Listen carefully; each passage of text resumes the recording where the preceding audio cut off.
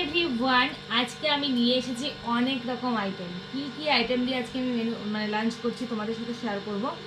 তো চলো দেখে নাও। এখানে হচ্ছে ভাত, এখানে একটা শুকনো লঙ্কা ভাজা আছে, ডিমের অমলেট আছে, পটল ভাজা, আর আছে ময়দার কোট করে বেগুন ভাজা, আর আছে পাঁপড়, সাথে রয়েছে পেঁয়াজ আর হচ্ছে রসুন ফোড়ন দিয়ে মসুরির ডাল।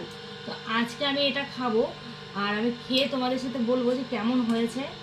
তো মন সোনা কিন্তু আমার পাশেই বসে রয়েছে, দেখতেই পাচ্ছ। তো ডাল দিয়ে সব রকম ভাজা দিয়ে খেতে কিন্তু আলাদাই একটা টেস্ট লাগে, তোমরা সবাই জানো।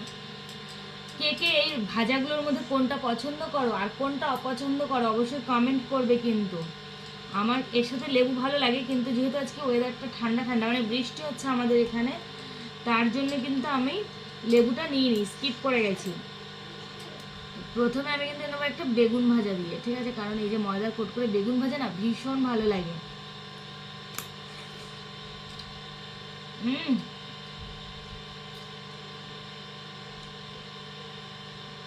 দারুণ দারুণ। মনসুলা যেহেতু পাশেই বসে আছে না, তাই কিন্তু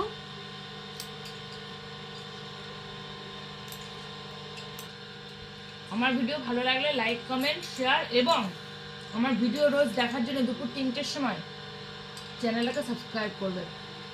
টাটা।